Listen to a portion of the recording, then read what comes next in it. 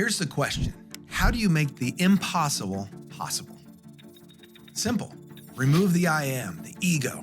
Now, how do you step into that newfound possibility? With a series of small intentional steps. Never forget, the greatest among us started from humble beginnings. But to truly unlock your potential, realize you're here for something greater. If you're yearning for more than just a good life, let's take that small step together to reach greatness. Welcome to the Greatness from Small Beginnings podcast, where we're talking to those who have gone from mediocrity to motivated, overlooked to overachieving, forgettable to unforgettable.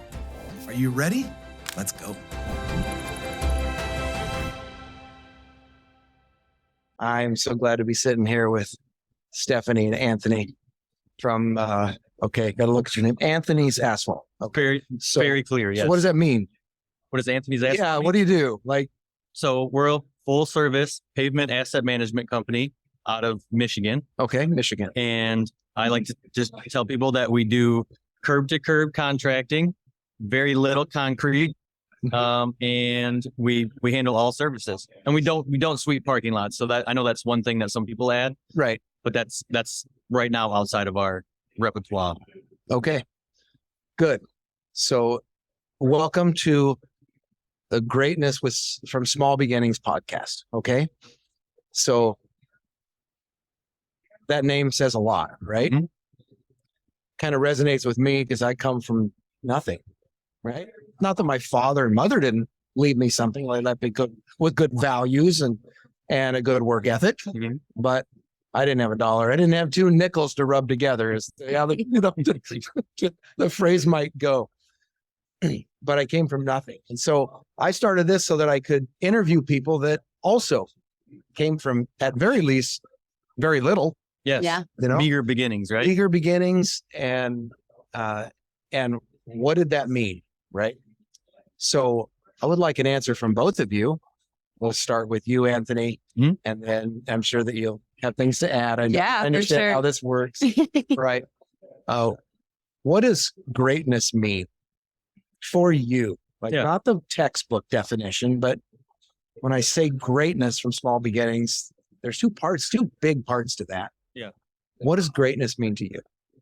So the first part to me, I think is that stretch and growth that you feel when you don't quite have the power or the experience and the level of output that you're in, Mm-hmm. and you're really pushing yourself. Like that's something that has driven the momentum and built the genesis of success in our lives, is me doing more than I possibly thought I could that day when I woke up, Mm-hmm. and realizing it.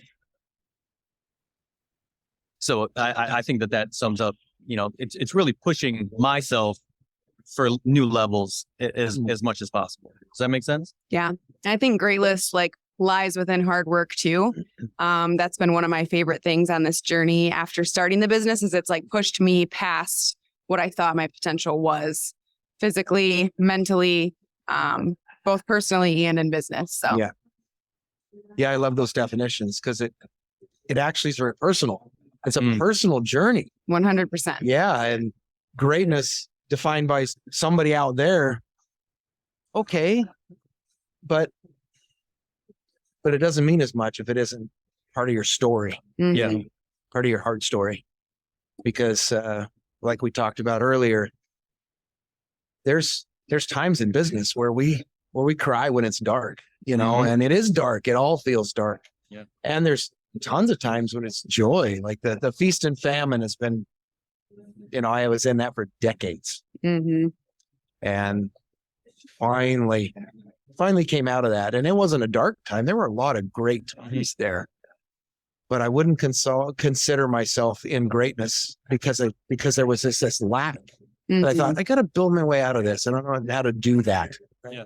So I appreciate that definition. Yeah. So give me some of your business journey, and then we'll dig back a little bit further than that at some Well, point. so do you want me to include the meager part? Because our business has a very meager origin story. I was going to say humble beginnings is we didn't come from a contracting background. Like we don't have a long line of family that was in the industry or even construction or even business owners, right? Like entrepreneurs. So we're the beginning of that. Yes. So we've learned a lot of things the hard way. Yes. So get into that. Yeah. All right. So the meager beginnings, anybody that knows my origin story hears this number all the time. And we started after I had a brief exposure to asphalt maintenance by working for another company. I had a delivery job, and I was out in the country delivering products to people's homes. And I had the idea that I was going to start a seal coating company. And I saw a $700 blue pickup truck. And I told the story earlier today. I remember driving past it and then being like, I think that truck just said $700. This was 2009. So Yeah. like you could still buy trucks for less than $1,000 Yeah. that ran. Yeah. And I backed up and I texted to Stephanie. I just saw a $700 truck. I think this is what we're going to start with. And so we went back that night and we bought it. And also out in the same kind of country loop that I was on in my delivery job was a guy who just always had stuff out for sale. And one of the reoccurring items was steel 55-gallon drums. Okay.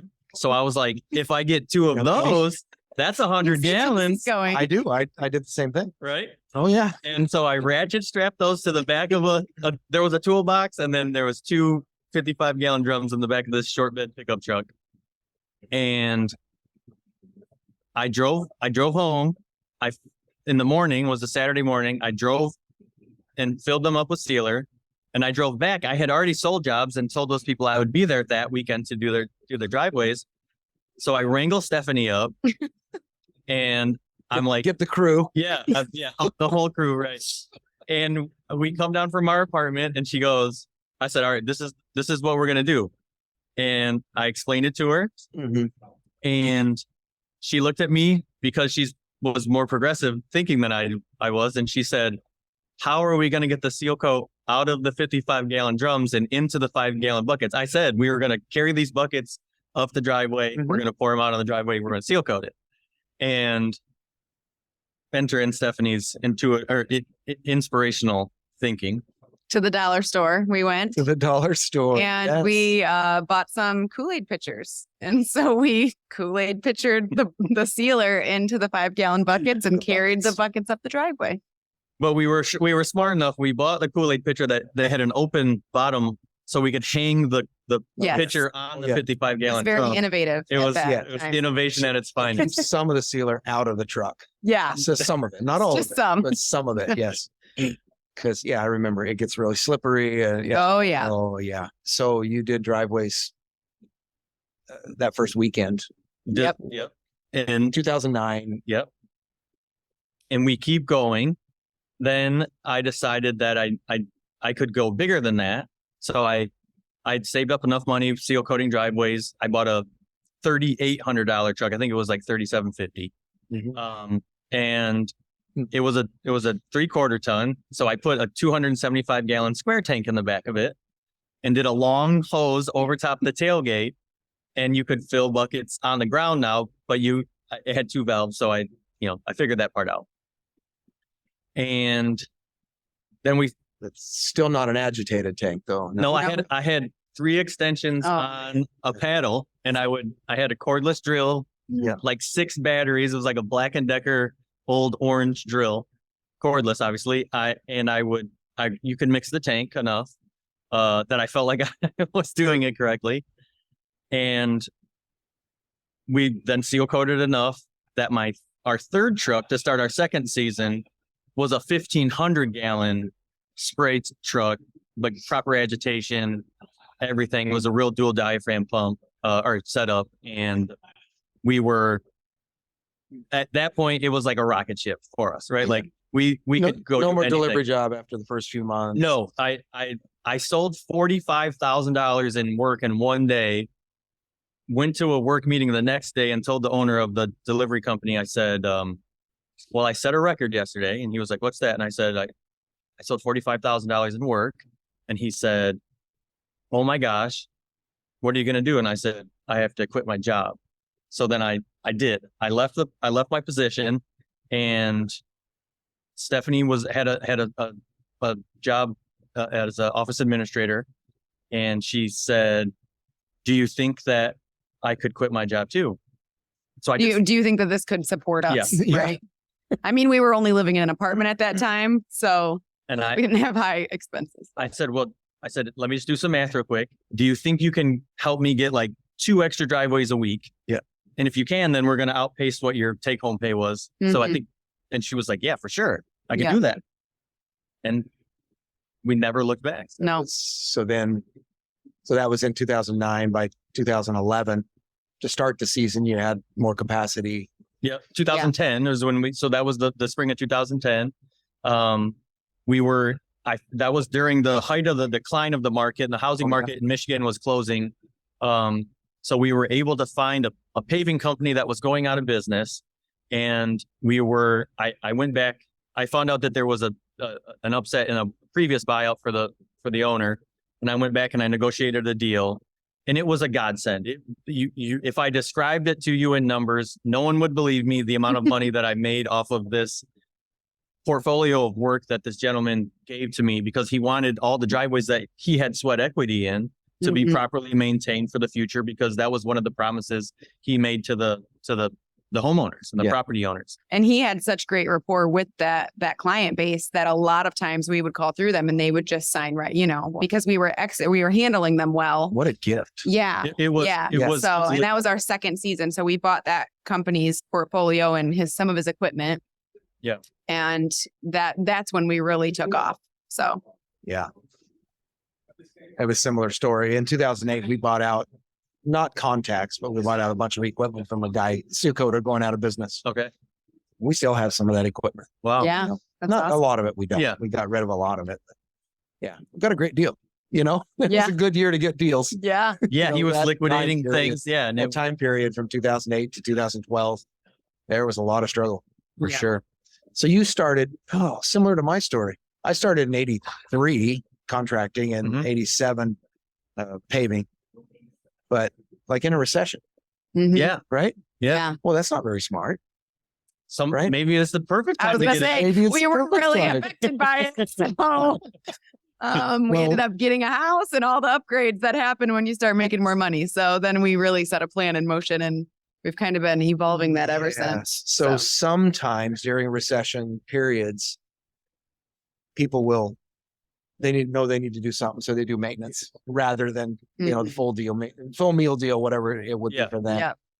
Yeah. And so we expect this year to have our maintenance side go up, just because the residential side of our business in Oregon is kind of slow. Okay. So we expect that to be a jump there. Mhm. Mhm. So sometimes it's good to have a little bit of financial trouble. This being an election year, people are gonna Yeah. will not have the same confidence probably. Yeah. Agree with There's a that, lot of yeah. questions up in the air Yeah. of what's going to happen. So, yeah, I agree for sure. Yeah. So we might be doing less for people, less dollars, but I mean, as you know, seal coating there's good profit in it. There's we're not nonprofit companies. So, No. we do okay. Right. So, well, that's good. As you look out, okay, so let's see, 11. So you're now, how many years in? This will be our 15th season. 15th season. How many people do you have working with you? So we have a team of usually around 10 at the peak of our season. Okay. We're down to a staff of 5 right now. Yeah. And then our labor team will probably be between 10 and 15 this year when Okay. we're all built out. So we'll have a few Okay. more supporting roles. We're going through the same hiring challenges that other people are going through. But I heard an inspirational request, and I reflect back to my religion, because I know that is a constant conversation that you have on this podcast. Yep. And I think more people should say this. And when I say it, I think it makes sense. But our morning prayer should involve, God, send me winners. Right? Yeah. Send me winners, because that is the easiest path, and connecting people that are on a mission of self-improvement, I believe, is divinely created. So those times where you are looking, you're not quite sure what you need, I believe that we can rely on the power of prayer to fill that and to fulfill the needs of not only the business owner, but of the person that's the candidate looking for that fit. Yeah, that's for sure.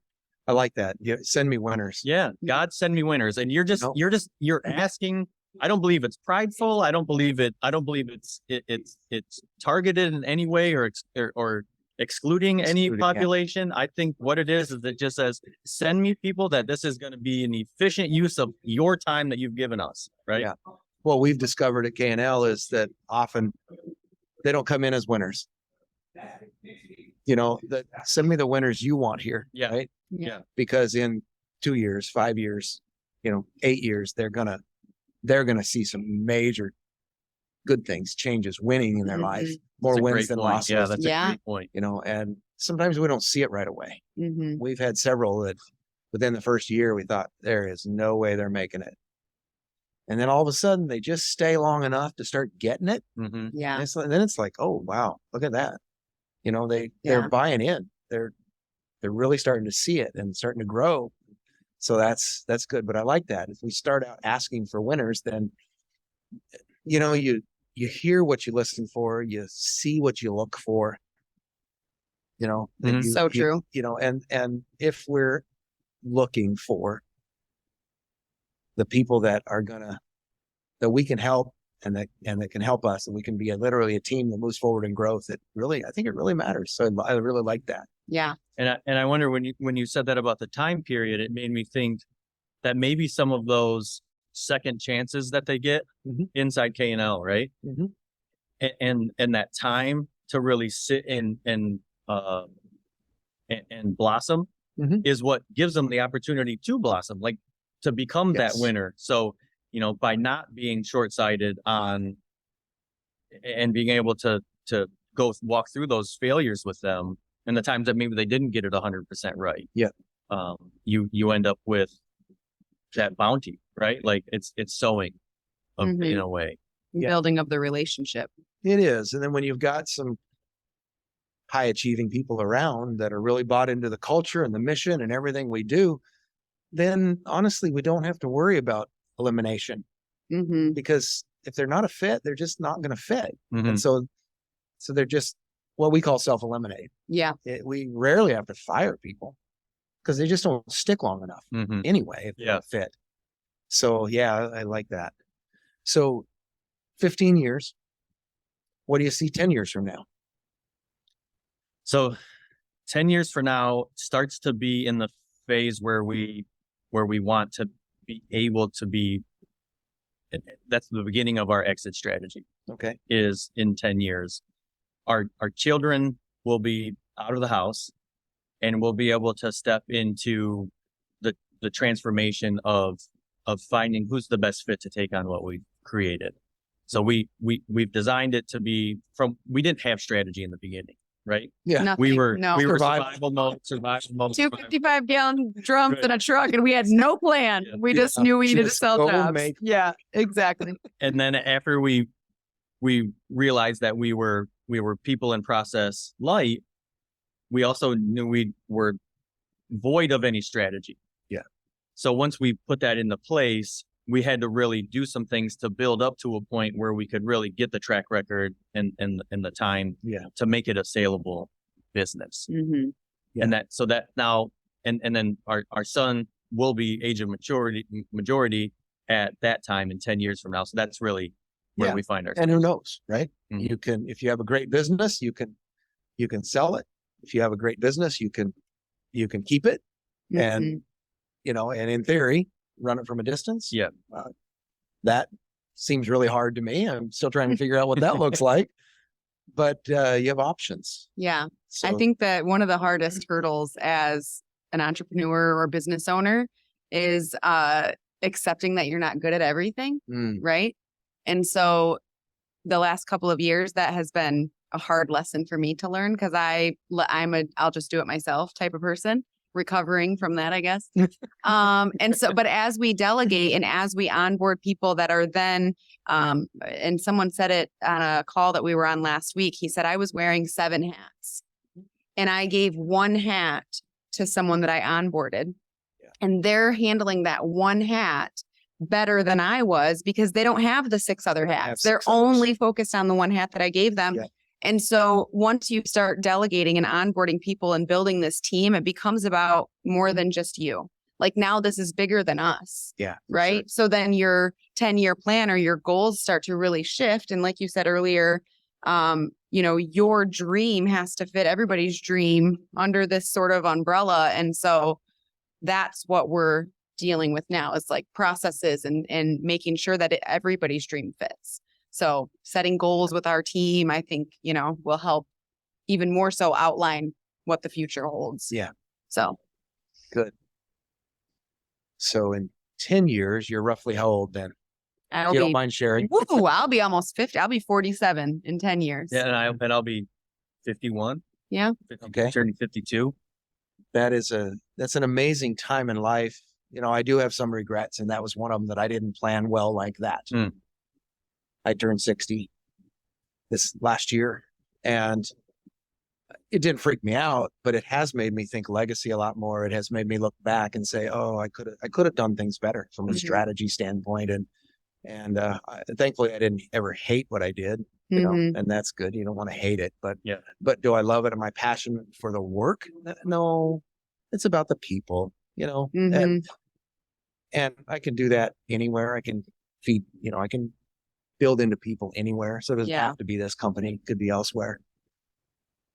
But does that handicap us in a way? Like I ponder that sometimes. We love it, right? So does that handicap our goal setting? Like, do we not think so far into the future because we're so like in this, right now? I don't know if that makes sense, but because we enjoy what we are enjoying, like we enjoy our life, right? Yes. I don't feel like we're married to something right now that we just can't like function. We travel, and so I feel like sometimes maybe that handicaps us like looking too far ahead because we're just because it's good.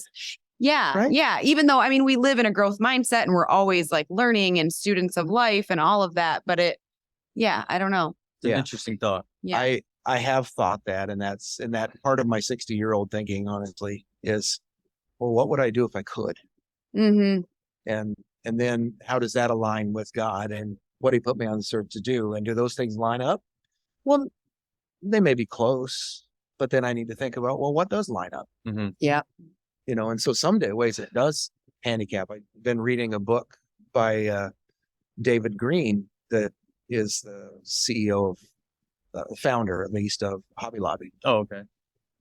And he says that he and his family, on his behest, like he's pushed into this, they look out 150 years because they're looking 8 generations down line. Wow. That's very impressive. Yes. I have been looking to my 5th generation because I actually might meet them because I married young. Some of my kids married young, and so I'm looking out saying, I might actually, if I live to 85 to 90, I might meet my 5th generation. Wow. Well, to me, that set me on my heels. And I'm like, whoa, then I need to plan for them. Mm-hmm. What am I passing to them? What legacy am I giving them in the world that they're involved in at that time that is solid today, that'll still be solid then? Mm-hmm. But then I read this book and it's like, well, that's like 4 times further out. Yeah. Well, that's not bad thinking though. To think what can we be and how to not limit, so do we love what we do, but how can we not limit what God really put us on this earth to be? Because he matures us. Mm-hmm. And so where do we go with those thoughts? I don't even know yet. Yeah. My brain can't even think that far ahead. No. Like generationally. So, but it's interesting that you say that about the multiple generations, because I started a project this year that was a part of my New Year's resolutions. Was that I wanted to start to record some real-time thoughts of where I was on the 15th of every month for my children to be able to share with people that I don't meet. Because like I have very few videos of my father, and they're like always recorded around holidays. You know, to be him sitting in an armchair smoking a cigarette in the 80s, talking about what's happening in his life, but he's not talking one-on-one to the camera. It's just a conversation that's getting picked up because someone left it on the tripod, right? Yeah. Old camcorder. Yeah. Oh, sure. And I had a brother-in-law that was really, really good at that. My dad had a family before me, so I was born an uncle, right? So there was always older brothers and older siblings around. And he was really good at shoving cameras in people's faces during holiday functions. But it made me think that we have the opportunity to do that in the moment and to talk with video capturing and content, to capture in real time what's going on in your life, speaking to them.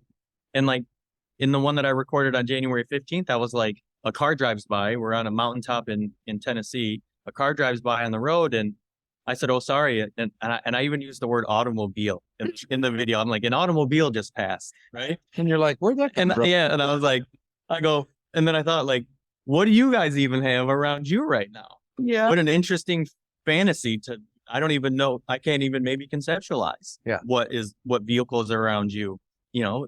And the purpose of the videos and the series that I plan to create is really just to capture some content, so that people that I don't meet can be introduced to me in a video journal of sorts, right? Like you might uncover a writing or a newspaper article about an ancestor, but an actual one-on-one account. So it was interesting that you said that about generations. Yeah, it's really made me think, you know, and we have a family business and potentially a generational business. You don't know yet, and that's okay. Yeah. But we still need to think legacy. Like what are we going to leave on this earth? Yeah. We're gone. For sure. And I have to not be concerned about my grandkids knowing my great grandkids knowing my name, but I want them to know my values. I want to know what I actually meant to leave. Yeah. And that means that I need to think about, well, what do I actually mean to leave? Yeah. It's a pretty heavy thought. It is. You know? Yeah. But then you have to act upon it, right? So that those things are noticed. Actually document things and be genuine. Have to do things like this that are real, you know, say what's on your mind so that they know. Yeah. So the values come out. Right. Yeah. Of course, then we got to be the value. Right. Exactly. On the inside, it's, you know, you can't be fake because people see it. They know. Yeah. So we met, you see the backdrop here. People can see it in PE. We're in Tampa. You've been here for a couple of days. What's your biggest takeaway so far? I'll let you start. What's my biggest takeaway? Or the one you'd like to talk about, but yeah, it's got a list probably. Yeah, I think, gosh, I don't know if I can. I've taken 3 classes today. One of them was yours. I loved the sit down and the fireside talk. For sure. Servant leadership is something that I am like, I strive to be like, I want to, you know, be that. I want that to be noticeable. I love pouring into people. So learning new ways that I can do that. And I think that's probably one of my biggest takeaways so far outside of the classroom is connecting with other individuals that have, that do things differently than we do. And those conversations were sparked after classes in your class and after our first class. And recruitment, you know, and then having the sidebar conversations afterwards to figure out what other people are doing, what's working. I love those little takeaways because it's things that we can implement. And it sparks different ideas for me. So good. What about you? So I think a big takeaway, we brought more people from the company here this year than we ever have. And this feels awesome. And this was great. It was very rewarding. They're all in classes. Young guys, and they kind of asked, like, what do we need? Now they've traveled with me out of state to do installations before. So like I had to lay the groundwork that like, we're not doing any work. It's all classroom based. We're going to be in a conference center. You know, like you don't have to bring your seal coat clothes. But you need your brain to work. Yeah. But focus, and I'll give you some notebooks and stuff. Yeah. But the thing that I think I uncovered for myself, so I don't know if it's a takeaway or a realization, But events like this, because I believe when you work seasonally, it's easy to have self-doubt creep in Mhm. when you're in your slow season. And a young gentleman that we network with, he had used the phrase that he didn't want to stop speaking Asphalt Mhm. for too long, so he actually transported his business down to Florida and is trying to operate down here with the plans of going back to New Hampshire, right? Like Mhm. he just so he didn't lose that momentum in his speech. And what I think it does is, yes, it keeps those terms and the terminology fresh in your mind, but it also gives you a chance to be around other contractors, and not like a comparative first, better, best kind of thing. But it gives you an opportunity to realize your value, Mhm. right? And to say like, wait, oh no, I do know what I'm Your doing. knowledge. Yeah. Yeah. And I do have a place in the industry. I do have a place in my market, Mhm. and I want to continue that, like, so I think rather than especially in the beginning of a seasonal business, you might start to realize like this gap is it's very just a huge chasm to bridge. Mhm. And if you don't have that reliance or self-conviction, self-belief during that time, it might be easy to say like, yeah, I'm going to go get a job back at Kroger, Yeah. Yeah. and walk backwards. I have two more things. Hmm. So, Mhm. because I think that also being in a environment like this, something you said, there's nothing you can break that we can't fix, Yeah, that right? was a huge Together as a takeaway. team. I wrote that down so fast because I feel like as a leader, it's hard for me to come from that place, right?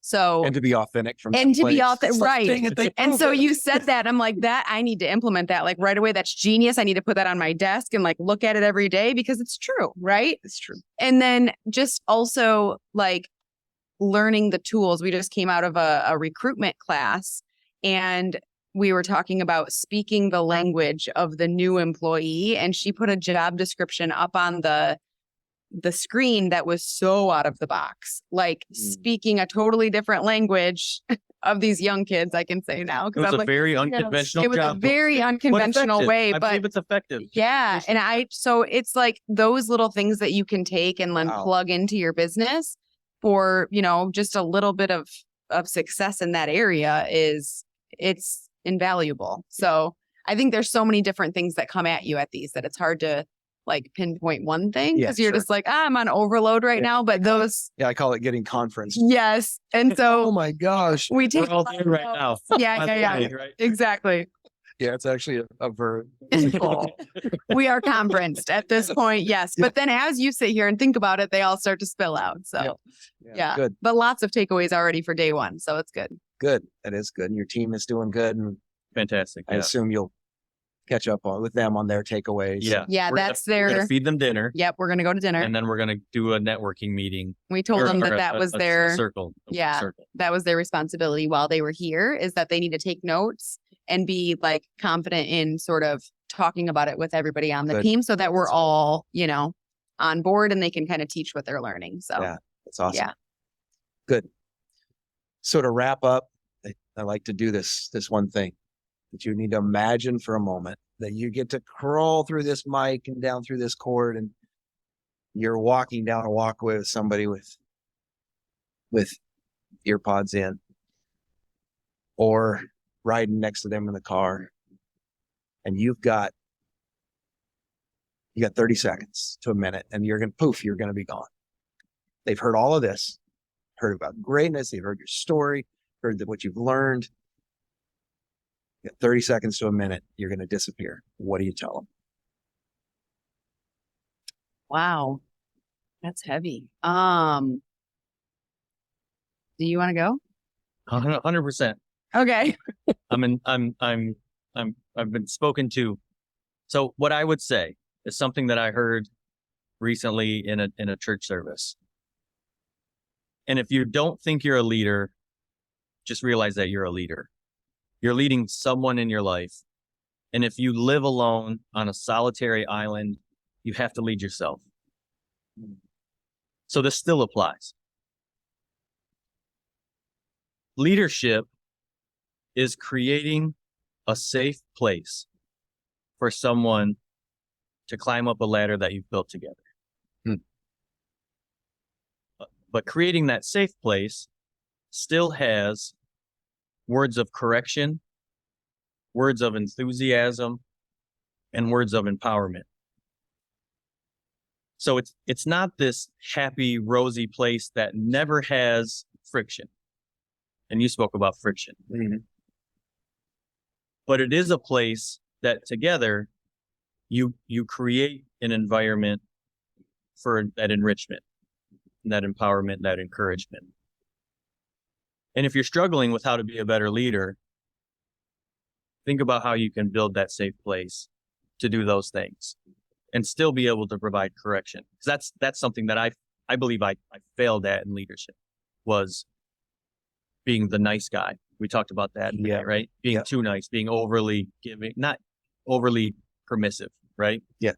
And it's easy when you're on the pendulum swing to see, I've been too authoritative, I've been too much of a director, I've been micromanaging, to then swing all the way over to the other side and just say, like, I don't know where I'm supposed to care now.